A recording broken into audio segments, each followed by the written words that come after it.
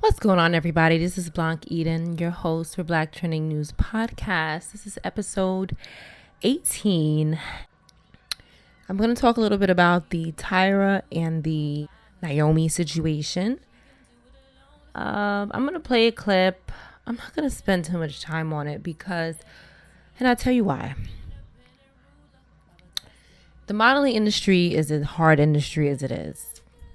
And it's even harder for blacks. It's like any other industry. I'm not being insensitive to it. That's not what I'm doing. What I'm saying is that I'm not surprised by it at all. And I hope other people are not surprised by it. It's just like revolving doors hitting me in my face almost. And yes, I think that we need to be speaking about it and telling our stories. Absolutely. Absolutely. We should not stop telling our stories. But what I think we need to do on the back end and on the front end and on the side, we need to be being our own designers. You know, one of the main reasons why there weren't a lot of black models and things like that is because there weren't a lot of black designers. There weren't a lot of black photographers. There weren't a lot of black creatives that were able to get in. I'm sure they existed.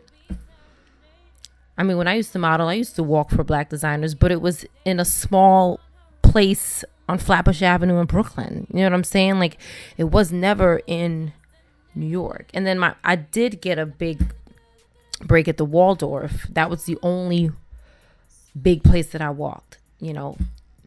But my point is that it's very hard. Everything is harder for black people. And it mostly stems from our suppression for so many years. I think that's really where it's birthed at, is our suppression that we've had for so many years. And not having the knowledge, I can only speak from my own experience, you know, just not having the knowledge of things and not knowing the right, I quote, right people. So just to touch a little bit on the Naomi and Tyra, I saw the clip. I heard what Tyra said. I don't feel necessarily bad for any of the young ladies. I love them to a million pieces. They are two of my faves, but I just don't feel bad. And when I say I don't feel bad, it's not that I don't have sensitivity towards the subject, but I don't feel sorry for anybody, is what I'm saying. The modeling industry is very tough. You have to have thick skin. I could not survive it. I couldn't survive ballet. There were a lot of things that I tried personally that I could not survive because you have to have skin like an elephant, or it's do or die pretty much. And if you don't have thick skin, then you don't survive it, period. You have to be able to take the blows that people throw at you. You have to be able to be called a bitch. You have to be able to be, you know, spit on. You have to be able to be canceled and shut down at the last minute. These are things that happen. So a part of me is like, well, this is the industry that you're in. Next. Tyra has had a very successful career. If you ask me, she should be saying thank you, Naomi, because look what it has done for her.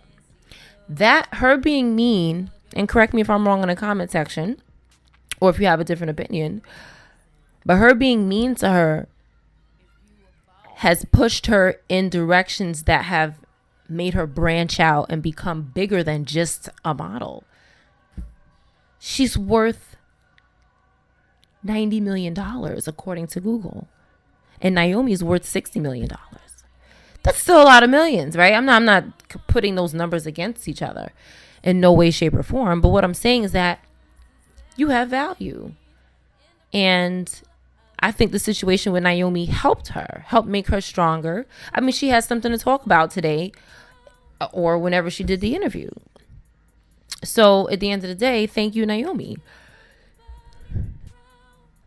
They both had great careers. They both did TV. They both did movies. They both did great, modeling. They're both individuals. They're different. But in all honesty, it's like this is what is to be expected. I'm not crying for anybody. Naomi had a rough life. I'm sure Tyra has had her struggles as well. Like, everybody has struggles. So I'm not crying about it. There's a lot of black models that you don't hear about. There's about 45 of them that I looked up today that I've never heard of in my life. Excuse me, no, 2 of them, 3, maybe 5 of them I've heard of. Maybe 5. Beverly Johnson, Iman, of course, Tyra Banks, and Naomi Campbell. Maybe 5 of them I've heard of. I can count on one hand. All the rest of them are on the back shelf to both Naomi and Tyra. Unless you go look for them in 2019, you won't know who they are. So, you know, I'm just saying, there's a lot of black models that did a lot of great work that you don't hear of, and it's very competitive. So to me, if you make it to where Naomi Campbell is, expect that, because that's not an easy place to get to. Now, I'm not saying that her argument on the obsession with the token black girl, because it's literally an obsession. It's racism. It's an obsession. You know, there's weight problems in the modeling industry with the obsession with skinniness, obsession with youth, very young girls. I mean, Naomi was discovered when she was 15. What do you know at 15 about work? You're working at 15. Your child is working at 15. And modeling is work. Okay, so anybody out there who says modeling is not work, go to hell. It is hard work. You think you can do it until you have to do it. It's hard. It is hard. What's hard is the emotional part of it, which is what Tyra Banks was talking about. And Naomi has talked about it as well. And other people have talked about it too. That's the hard part, is the emotional part, is getting told, oh, I've been told I'm a half of inch too short. My feet are too big. I have bags under my eyes. I've been told everything you can think of. And if you don't have the motivation to run through that like it's nothing, then you won't make it. You have to be able to get kicked down verbally. Not physically. I don't expect anybody to be physically being kicked in their ass just because they want to be a model. But if you cannot verbally take an ass whooping, then it's not for you. Because in all honesty, I don't think the modeling industry is changing anytime. Now, I will say that there are a lot more women of color. I think I definitely read something that said 45% in last year's Fashion Week, New York Fashion Week, there was 45% women of color, which is fantastic, because 3 years before that, it was 7% of black people in Fashion Week. 7. I think a huge part of it has to do with Fenty, which I'm not, I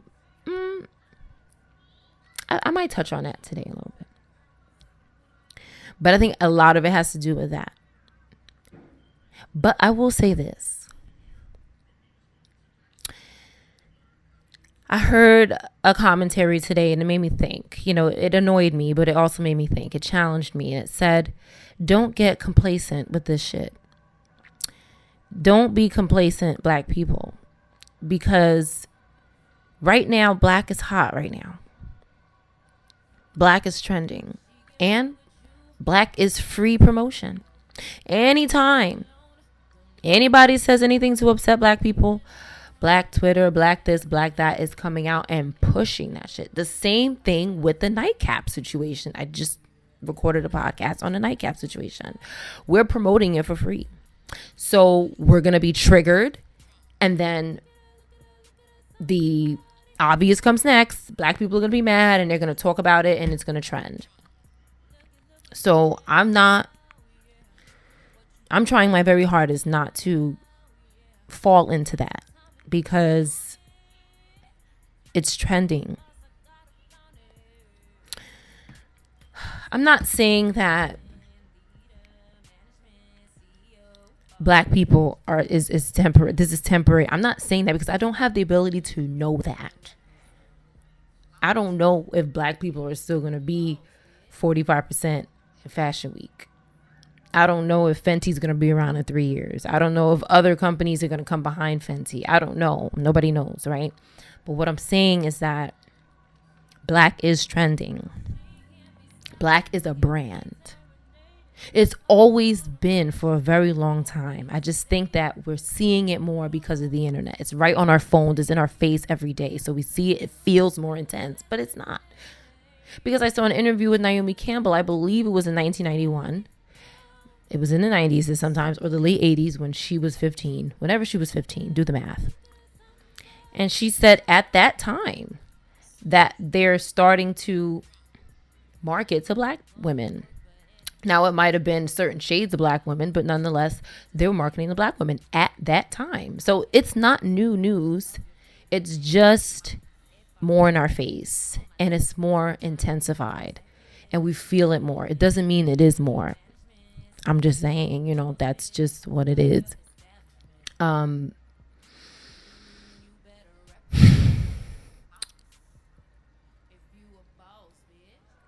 think that I definitely understand where Tyra is coming from. I understand where both ladies are coming from. But I did think like this. I said, look, Tyra, look. If I could talk to Tyra, I would say, look, I'm sure there was a time when you might have had some cattiness with somebody else. I'm just saying. It's a catty business. Nobody's an angel. Nobody's walking around with a halo on. Nobody. Not a real one, at least.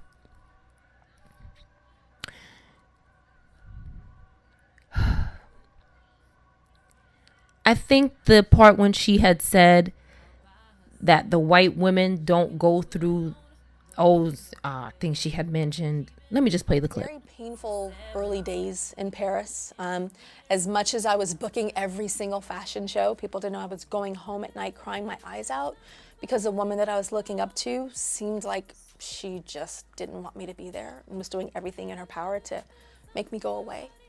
And I didn't understand that as a young girl. Like, why is she doing this? This is so evil. This is so awful. The adult me understands that she was reacting to an industry that was all about a token.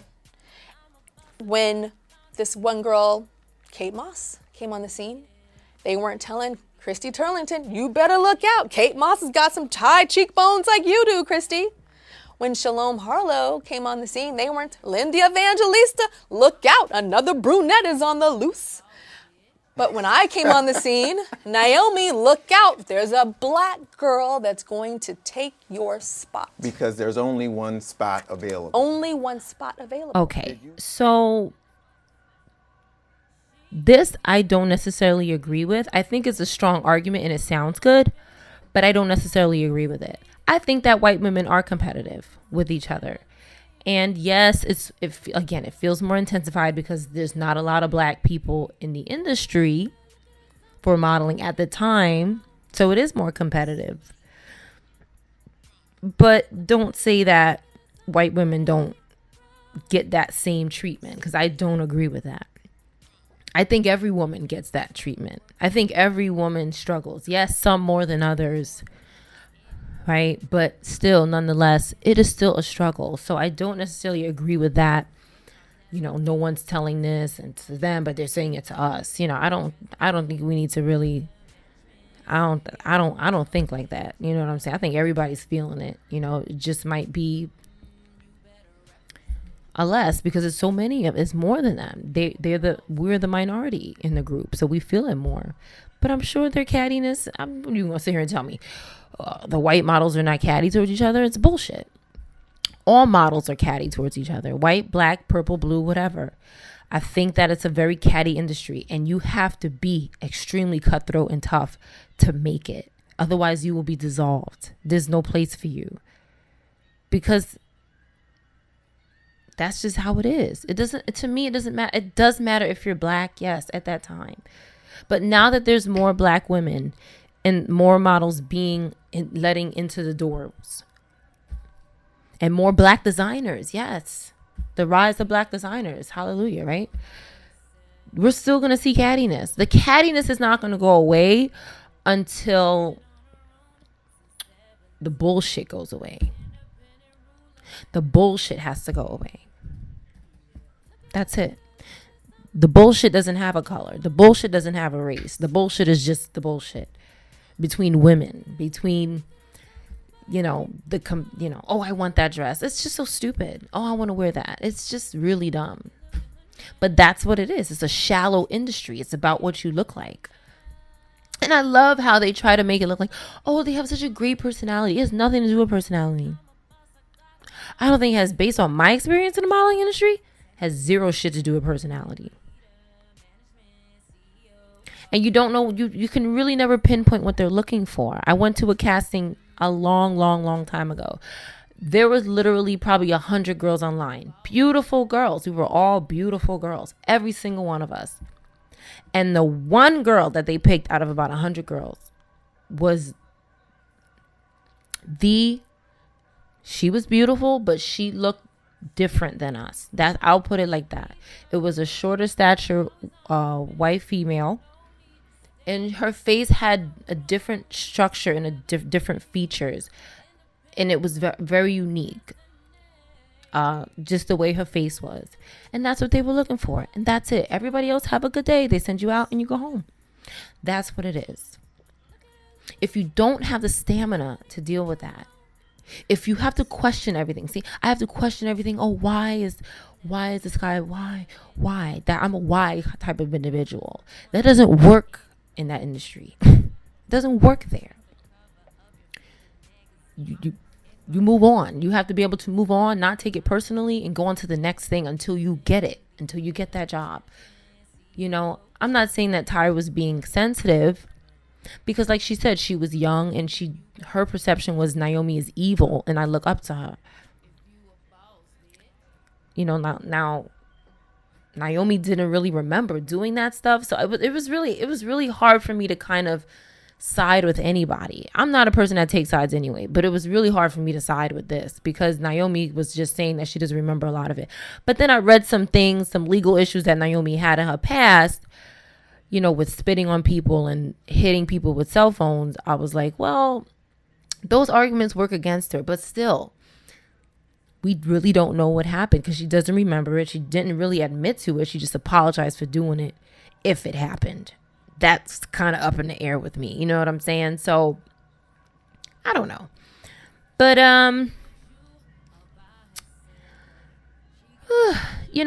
it's tough being black in any industry. I know that, the focus is the modeling because it's, the interview and everything. But Tyra Banks is also coming out with some new business ventures. I didn't listen to the whole thing, what she's doing.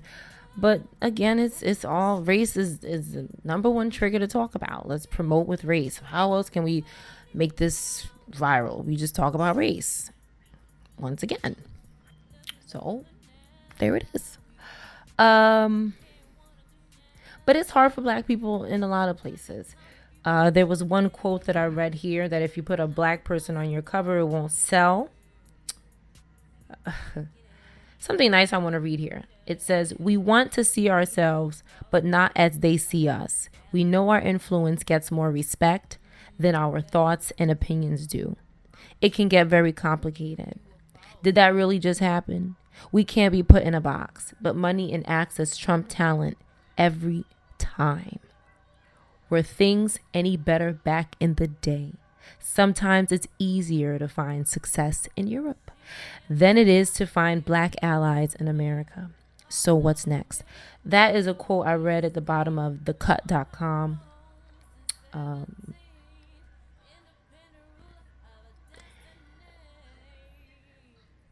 Like I said, black is a trend, and until Beyonce shot with Vogue, I believe there was no, it says here, no black photographer ever shot for the cover of Vogue in how many years?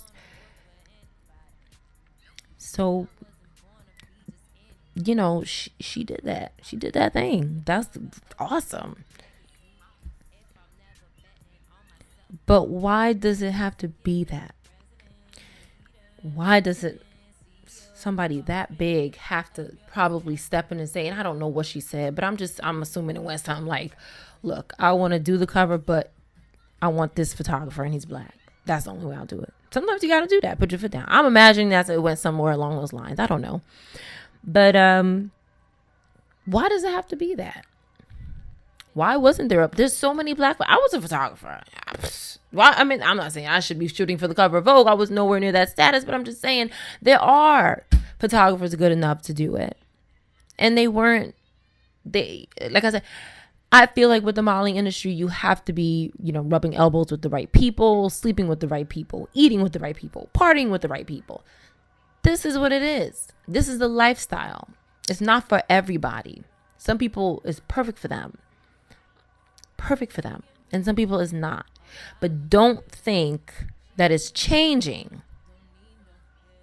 And I hate to be a pessimist. I like to call myself a realist.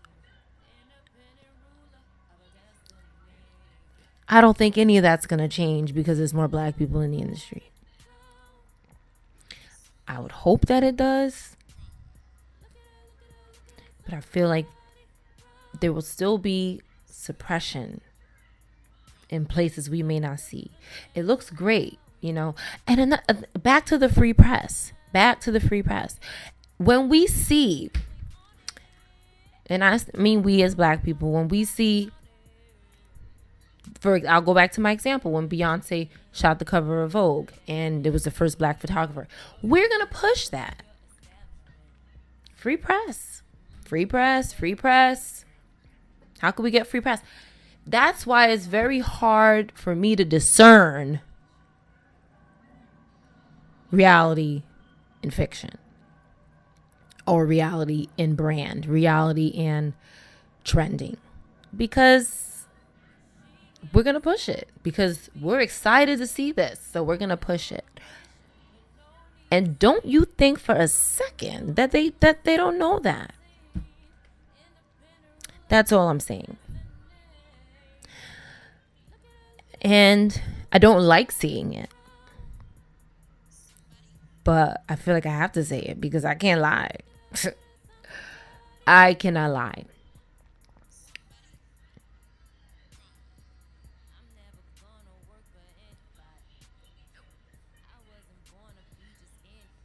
I'll read a quote here from The Cut. I really like this article, so I'm going to go on a little bit more with it. There are many reasons for this.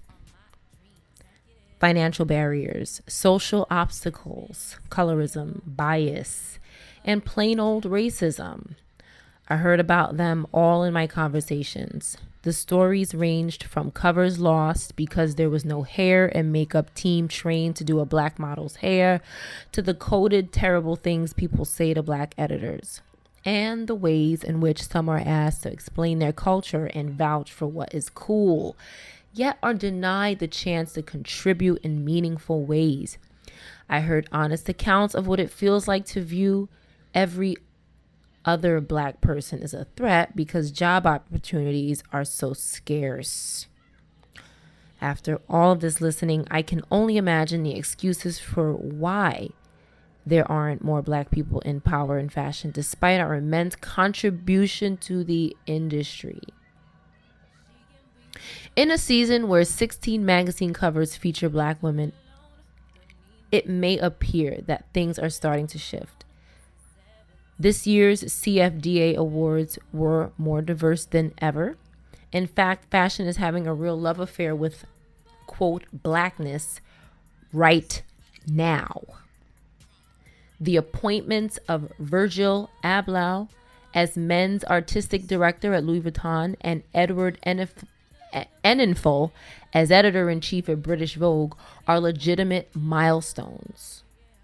But I cannot help but wonder, in an industry that prizes progressiveness, is this just another fad?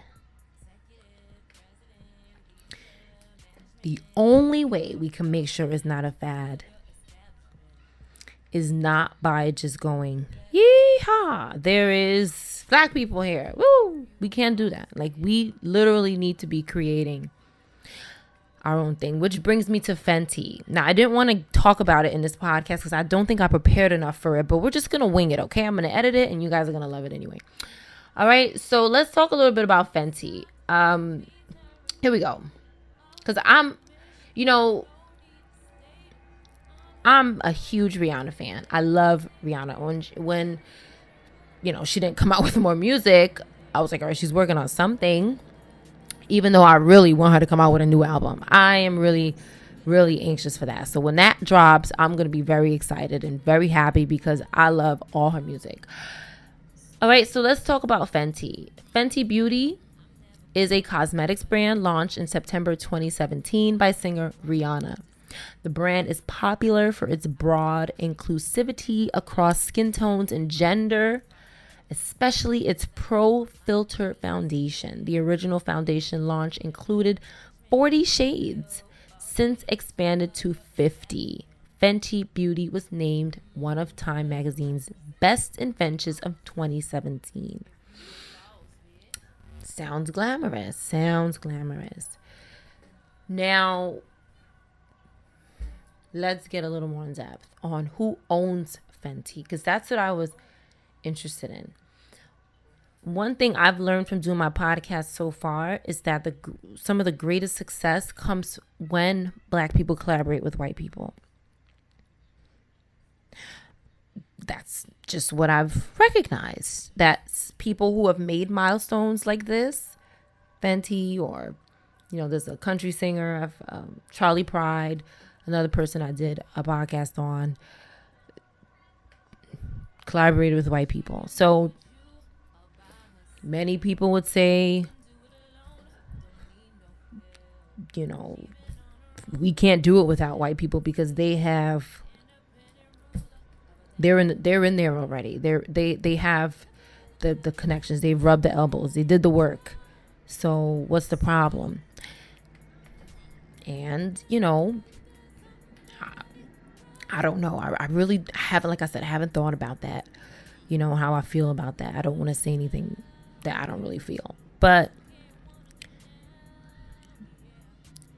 could I guess my question is, could Rihanna have made this brand without, would it have been successful without the help of Bernard Arnault, who is chairman and chief executive of, and I quote here, LVMH, Moet Hennessy, Louis Vuitton, Southeast, SE. I don't know if it sounds for Southeast, but Louis Vuitton, SE. Commonly referred to LVMH, but it stands for Louis Vuitton, Moet Hennessy.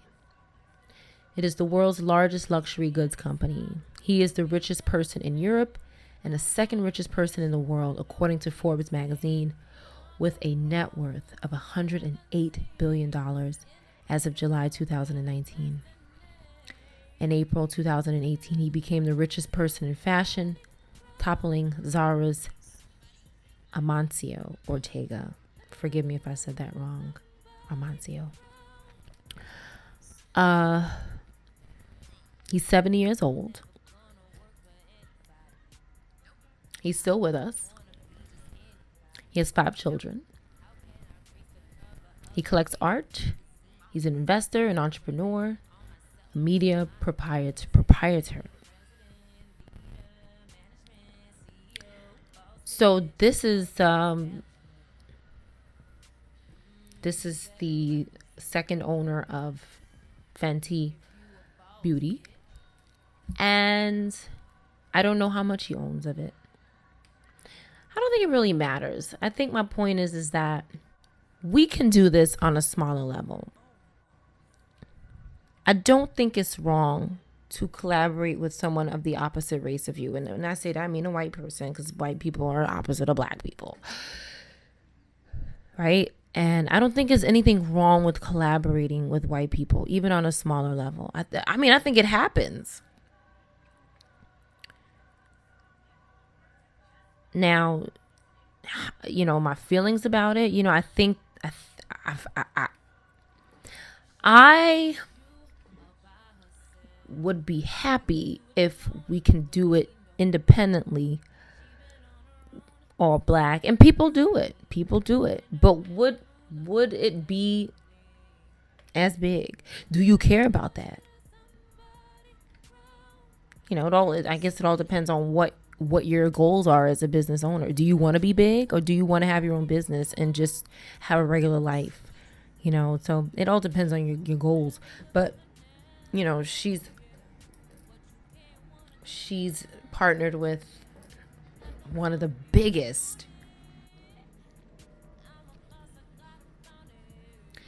I guess my question is, wow, 165 years ago, Louis Vuitton has been in the game for a very long time. They're worth $9.9 billion as of 2017. They have over 121,000 employees. Very powerful. Very powerful company. You know, but what if we're not as lucky to partner up with someone like this or a company like this? You know, we can still do it. You know, I would just hope that black businesses are not shutting off the opportunity to work with somebody of the opposite race. I think it's great what Rihanna is doing. You know, when you look at it from a positive perspective, I think it's great that she's partnering up. It only helps her. It only makes her life better and easier. You know, people are going to have their controversies, you know, but at the end of the day, no matter what she does, people are going to have a problem. So you might as well do what you want. And I personally never, you know, purchased anything. It's a bit out of my price range, but I love it. I love the stuff. It's beautiful pieces. I love the makeup. I love the idea. I love the whole idea around it. And I support it in a non-financial way. And that's it. I wish her the best with this. And it's doing pretty well, you know. And already this company is valued at $570 million as of 2018.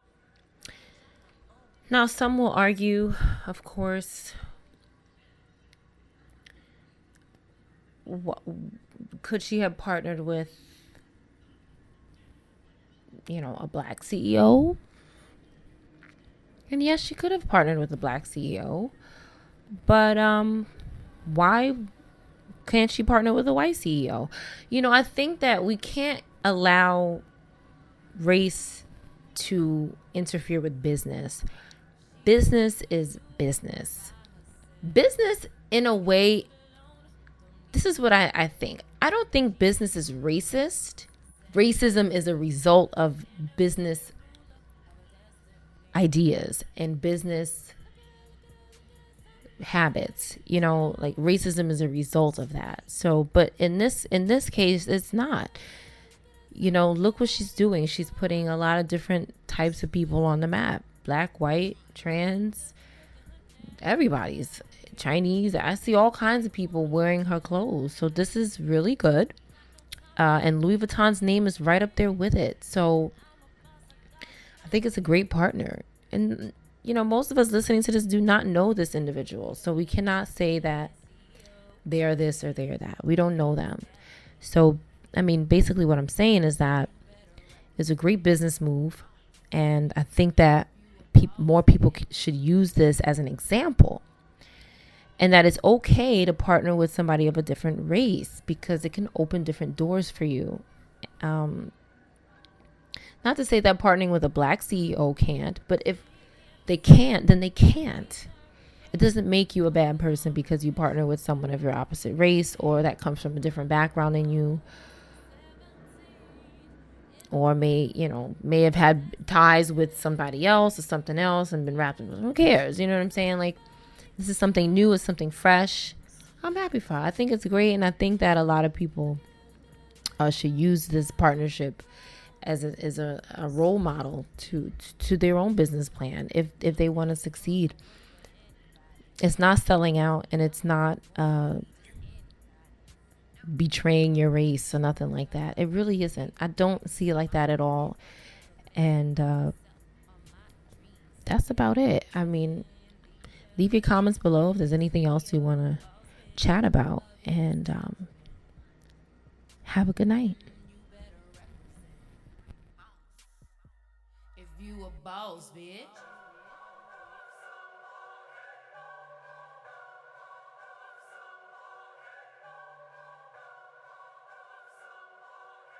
Bitch, I'm my own boss.